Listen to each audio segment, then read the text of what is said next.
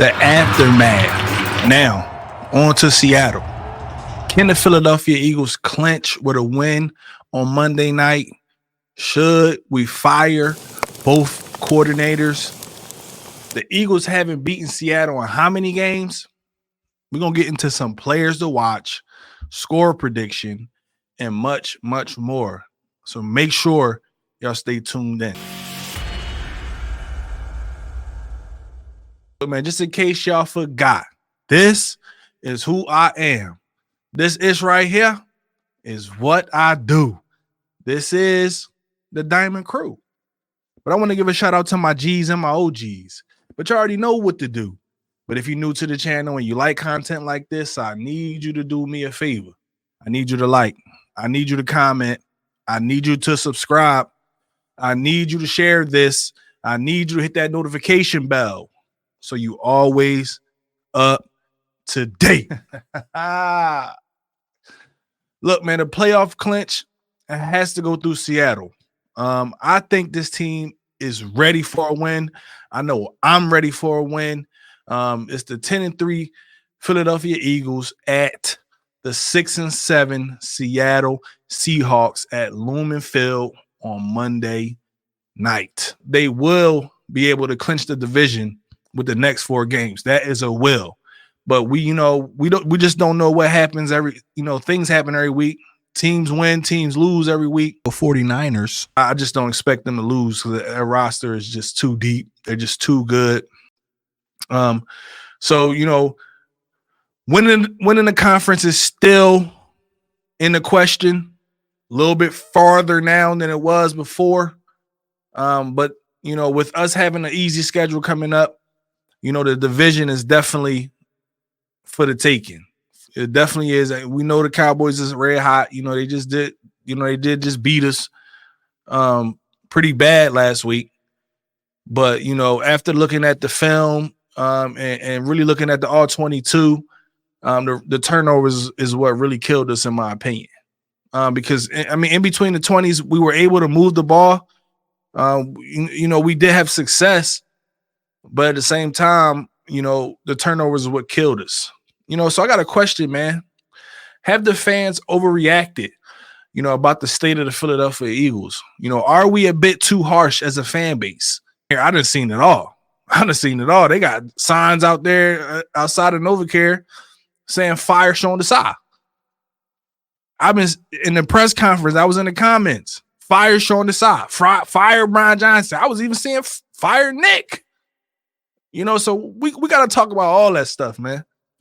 Because, I do love the Philadelphia Eagles, man. Don't get me wrong, but I love the Philadelphia Eagle fans as well. Some are a little bit more crazier than others, but at the same time, man, we got the best fan base in the world. And I know you heard me say that a million times. That's one of my slogans, man. We got the best fan base in the world. And I do believe that. But have we overreacted to the Philadelphia Eagles, man? But if you start the gauntlet, at the Miami game, but minus the commies because, they haven't been playing good football, the Eagles are 4-2 coming out that gauntlet. In the big scheme of things, if you think about it, and most sensible people will take that. They will take that record coming out of the gauntlet that we just came out of. After 2, soul-crushing losses to the 49ers and the Dallas Cowboys, the Eagles have to stand up on Monday night like we know they can, and this gauntlet has been really, the end of it has been pretty tough for us to handle. But 4-2 coming out the gauntlet, man, we got to give them credit. We got to give them credit. I know myself, bro, I'm hella critical. Sometimes I be going crazy, because like I said, man, I love the Philadelphia Eagles, man. There's nothing I could do about that. Like my last video, I was going pretty crazy. I was going pretty ham. I can admit that. But it was fresh. It was fresh, man. And I just seen it with my eyes. So I had a different perspective, than a lot of other people. So I just and it's the Dallas Cowboys, man. It's the Dallas Cowboys. And I think I wanted this sweep. And I let the sweep, me wanting that sweep, I let that take over my mindset. But I really wanted that sweep. I ain't gonna lie. I ain't gonna lie. But the Dallas Cowboy fans, that must have been a Super Bowl last week. That must have been a Super Bowl. You know what I'm saying? Because they got all type of confidence. They got all type of confidence. A bunch of this and a bunch of that. I've been reading it. I've been seeing it all day. And I got to tell you, man, remember the cycle. Remember that. Remember where we at right now. Right now, we are at this our year. We're going to win a Super Bowl. And then choke season is upon us. It's upon us. You know what I'm saying? So don't forget that cycle, man. Don't forget that. But, man, the Eagles had the hardest pass schedule. You know what I'm saying? But the sweetest future schedule to close out the season. We got to take that in consideration as well. This gauntlet has started for us a long time ago. It was some tough games that we had to withstand. And we did stand up in majority of those games. If we going to keep it a buck. Yes, I get it. The last two games, woo, that was tough. But definitely in the bigger scheme of things, we 4-2 coming out of there. So we got to take that into consideration. If the Eagles are able to secure a victory in Seattle, they'll secure a playoff spot. It'll be etched in stone. I already felt like, 10 wins. I already know we going to the playoffs. That's just how I feel. I already know it. We going to the playoffs with 10 wins. But the physical clinch, if we beat Seattle, the physical clinch will be on Monday night, and we are 4-point favorites. So we still in a good spot, and that's what I really want to. I had to understand. I had to get that through my mind as well. Man, we still in a good spot. We 10-3. We was 13-4 last season. We still in a good spot, and we won the conference at 13-4. You know what I'm saying? So we gotta take all in consideration. I know it was tough. It was tough for me too, man. It was tough for me too. But we are the favorites this week. And I think we can win this game. We should be able to win this game. And that's if Geno play or if Geno don't play. We should be able to win this game. I don't want to sit here. I'm not going to call it a lock because that's not it. I'm not going to do that. But at the same time, looking at our roster, looking at our rankings compared to their rankings, at the same time, we should be able to take care of business. But this is a question, I've been kicking around. It's been a concern to a lot of fans on online and X and everywhere. Does Brian Johnson and Sean Desai, deserve to be fired right now at this moment, at this present moment in the season? Do they need to be fired? That's what I've been seeing it. And at the moment, in my opinion, I'm gonna say no. Because it's only because this team is 10-3. Only because all of the things I just covered, the gauntlet, being 4-2 in the gauntlet. Has the play calling been an issue? Yes. Has the defensive calling been an issue? Yes. But we're gonna get into that. But at the moment, I feel like being 10-3 at the particular moment, things may change Monday night. You know what I'm saying? But at the moment, BJ caught a good game last week. And I want everybody to realize that. BJ caught a pretty decent game against Dallas, to say the least. The turnovers what killed us, man. And that's, these guys were in a position. These guys just didn't make the catches sometimes. Also, our three GOATs, the three best on the team right now, they fumbled the football in the most inopportune times. You know what I'm saying? So we have to think about that as well. The coaches ain't out there securing the ball. These are the players. We got to be able to hold the players accountable just as well as we do these coaches. But BJ caught a good game, man. The side, in my opinion, is on the hot seat. on a hot seat, bruh. I'm not going. I can't sugarcoat that. He is on the hot seat. And BJ, pause. I got my eyes on. That's basically what it is. You know, especially if they lose Monday night, bruh. And the defense looked as it looked all season or most of the season. You know, somebody here gonna have to roll. You know, that's just how I feel. But the reason why I bring that up, man, because Sean Desai, his stat line is alarming to me. It's alarming. You know, and let's talk about that real quick, man. So total defense, 22nd. The Eagles are ranked 22nd, total defense. Rushing defense, 6th. And I think, you know, that's been one of the strong points this season is that we've been able to shut down a lot of these running backs. You know, I think the only running back that really got crazy on us was CMC, but he got crazy on everybody. So that's the only strength, you know, of what I'm seeing. But this pass defense is ranked 28th in the league. 28th. We have been horrible. You know what I'm saying? We need to get that fixed this week. We need to have a turnaround game. We need to move up the ranking a little bit. Get some turnovers, man. You know what I'm saying? Let's try that. That's the type of football I want to see. You know, points per game, the Eagles are 28th, man. We've been like a turnstile. We've been letting everybody up the field on us. Do what they want on us.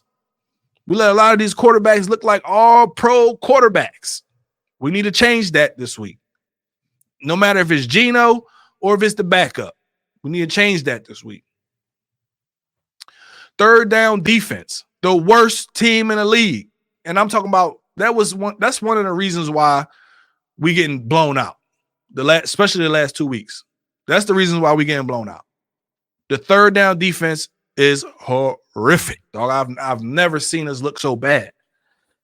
We usually can get off the field on third downs. I have not seen that, and that is a stat line that's the most important to me. Because if we can't if we do all the work first down, we're real good on first down.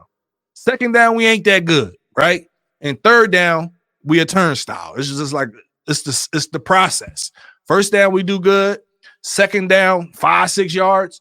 Third down, 10 yards. First down, shit. Second down, we might push them back with a penalty, and they still get the first down. I've seen that time and time again. So it really don't matter where, you know, how far behind the sticks they are. The opportunity for them to get a first down is going to happen.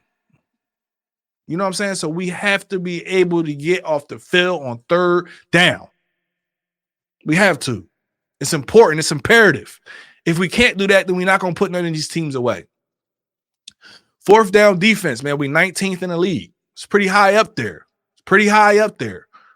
Fourth down, man, we need to be getting these teams off the field. They need to be getting these offenses. They need to be off the field. You know what I mean? Do that. Let's do that. Red zone, another thing. 30th. One of the worst teams in the league, man. We let these teams in the red zone and we fold. I remember one point, man, we was stopping these guys in the red zone. At one point, early. Now it's just like we letting everybody through. So that stat line for Sean Desai is the reason why he's on the hot seat, in my opinion. That's a horrible stat line. Yeah, you got maybe one thing on there, you know, that you up there in ranking with, but everything else is just horrible. And the proof is in the pudding, man. The proof is in the pudding. We rely on Jalen to pull us out these crunches like we always do, man. And then when he can't do it, he get criticized the most. That's why I can't listen to none of these naysayers. And I can't listen to these people who really don't know what they're looking at. You see what I'm saying? This defense has not been good all season.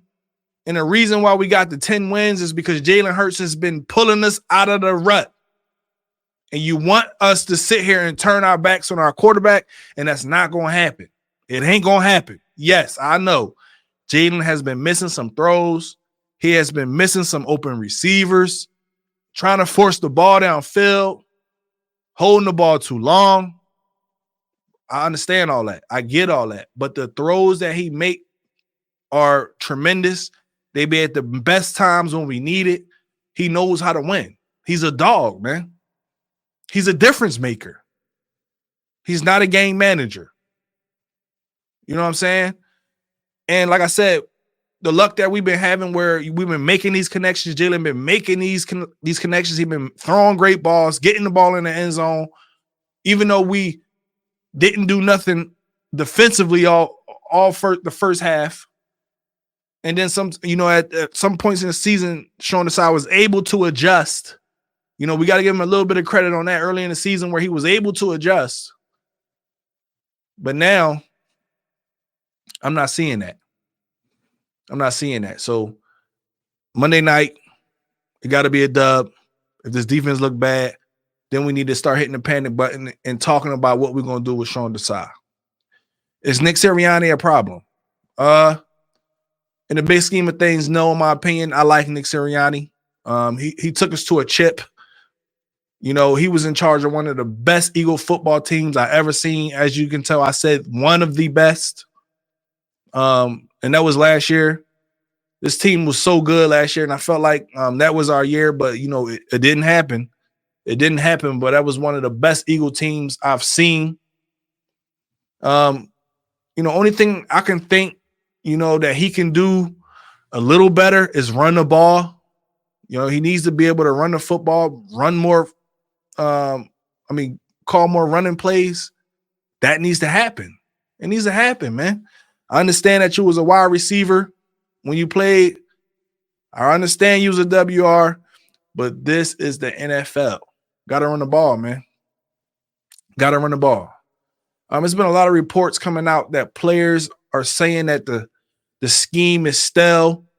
From their words, they're saying that our stuff takes too long to develop our routes. And it was also saying that Dallas get the ball out really quick. So players are talking, man. Players are talking right now. At first, players weren't talking, I think, but now we starting to hear a little bit because all of these things are swirling around and we run into a little bit of adversity. So these things are going to come out. Pause. You know what I'm saying?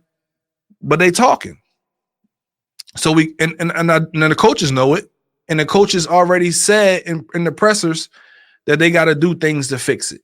They got to do things to fix it. And we need to see that ASAP right now.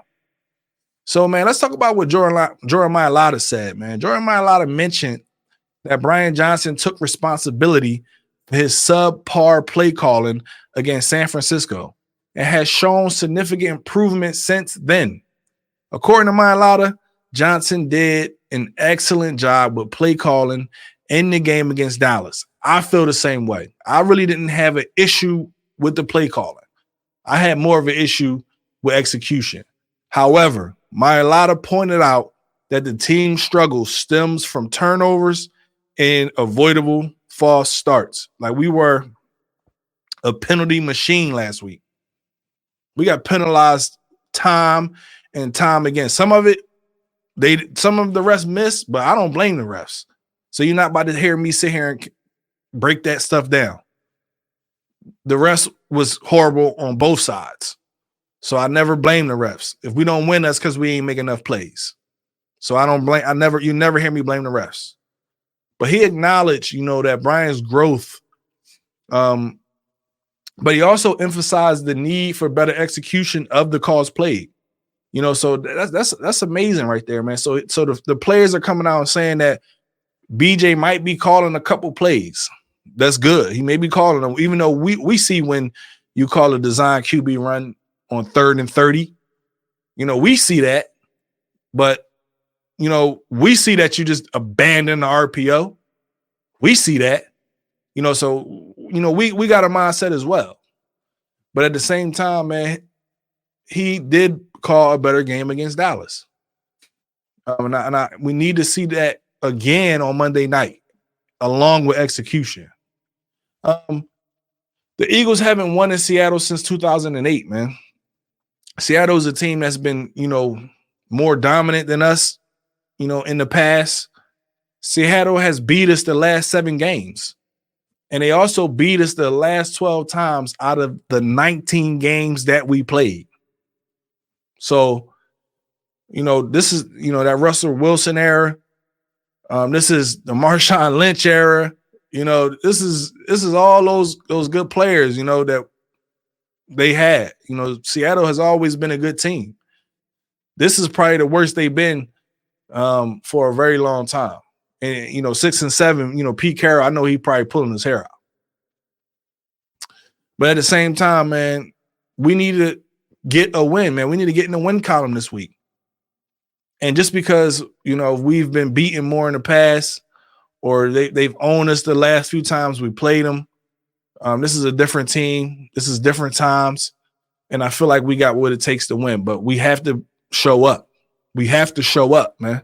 But you know who has been showing up in the absence of Reed Blankenship, who was hurt last game? Sidney Brown, man. Sidney Brown looked good last week. After watching the All-22, he was a guy who was out there, tackling, bringing guys to the ground, having good leverage against these receivers, especially on that long bomb that I didn't see. I didn't see it because I was out. I was out of the stadium by then. But Sidney Brown, man, he made some good plays. Man.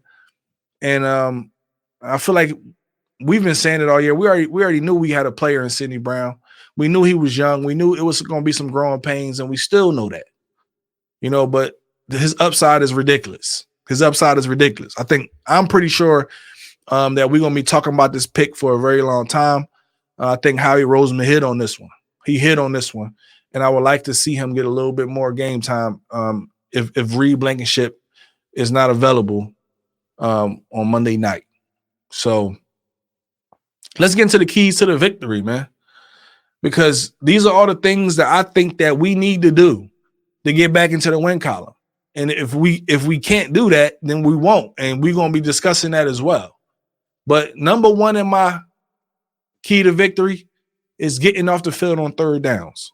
We have to get off the field. We cannot allow people to extend drives, move the sticks, get into the red zone, and punch the ball in. We got to stop all that on third down. Another thing, man, is ball security. The A.J. Brown and Devontae Smith fumble is kind of uncharacteristic of him, but at the same time, we have been putting the football on the ground. Jalen has with 7 fumbles the last 7 games. So I need Jalen Hurts to be a little bit more secure with the football and do not turn that thing over. And while we talking about turnovers, man, let's get some turnovers on defense. We are a team that capitalize on turnovers. Sometimes when we get turnovers, it changes the momentum for the team, and sometimes we take off after that. But lately, man, we haven't been able to get a lot of turnovers. I know we did get the turnover last week from the rookie of the year, the defensive rookie of the year, in my opinion, Jalen Carter with the scoop and score, after the great play by Fletcher Cox. But at the same time, man, we need some more turnovers. That changes the momentum, and we need to capitalize on that. And another thing, man, is we need to get into the end zone in the first and second quarter, and not just the third and the fourth, or just the fourth. We need to get in the end zone. This past few games, we have not been able to get in the end zone. This offense has been stifled. Last week is from turnovers. But we have to change the narrative this week and get in the end zone on the first quarter and the second quarter. We have to do that. And that's my keys to the victory right now. I could come up with 1,000 more, but I'm going to keep it right there, man. Seattle is ranked 28th in total defense, while the Eagles are ranked 22nd in total defense. So, neither one of these defenses are good. So I think that we can probably capitalize on that 28th ranked defense total, and we need to be able to get some scores. We need to be able to get some scores this week. Get in the end zone. Seattle is ranked 20th in total offense, while the Eagles is ranked 8th in total offense, right? So that's the big key, and that's going to be the reason why we win, in my opinion, is that this offense is going to get back to scoring the football, putting it in the end zone. We got Dallas Goedert back last week. I feel like he had a good game. I felt like we went away from him a little bit too early, because he's like our safe guy. He's the guy that keep the the drive moving with good third down catches. So we got to make sure that we get him involved. But our offense is better than their offense, man. So I hope that they can get all that situated. Players to watch for Seattle, man, in my opinion, Fant is going to be number one, and not because Fant is a world beater or he's the best tight end in the league, but just because the Philadelphia Eagles don't do good against no team tight ends. So I got to put them first. I got to put the tight ends first. I got to be a bean. I got to keep it a bean on that. I got to keep it a stack. We just not good against other teams' tight ends. Of course, man, Metcalf. Of course, Tyler Lockett. Of course, Njigba. Walker is a violent runner, in my opinion. And this team really took a turn, in my opinion, after he got hurt. But he should be available to play. I'm not sure if Geno Smith is going to play this week, but, that's something that we're going to keep y'all updated with. But, those are my players to watch. I feel like, if we can make sure we set the tone on those guys, keep those guys out the end zone, especially that receiving core, and do what we do with the run game, then we should be all right. We should be all right. I really want to bring up a player who has been special to me and a player who I have enjoyed playing this season. And you could tell that, without this player, the defense wasn't the same. And that's my dog, Zach Cunningham, man. Looking at the all-22, where he really he killed Cooks on a seam route. Really just knocked him out, killed him. And then went over there and made the tackle on the sideline, playing sideline to sideline, great tackler. Zach Cunningham, in my opinion, is one of those guys who proved his worth and probably a guy who we should keep on his roster. But knowing how he is with linebackers, I don't know. But let's get into the prediction. It's a little early in the week, but it don't matter. We got to just go ahead and knock it out, get it over with. I feel like Eagles 28, Seattle 24. Eagles win by 4 points. We go ahead and clinch up the playoff spot, and we get a 5-game win streak. You know what I'm saying? You get that, a 5-game win streak. That's what I want. Actually, after that, I want to continue winning. Excuse me, tripping. I want to continue winning after that. I don't want to stop winning. I don't want no more losses. No more after this. And we should be all good. No more losses. But man, look, man, if you got this far in the video and you felt like it helped you out, man, please do me a favor. Do the channel a favor, man. Like, comment, subscribe, hit that notification bell, so you always up to date. So when I drop this work, man, because you don't want to miss it. You don't want to miss it. And remember, man, if you want to support the show, I'm not begging. I'm not saying you have to. Please, man, hit the Cash App up at HOTA86. Everything is appreciated. Not saying you have to, but if you do, I appreciate it. Until next time, which is going to be soon, I'm out.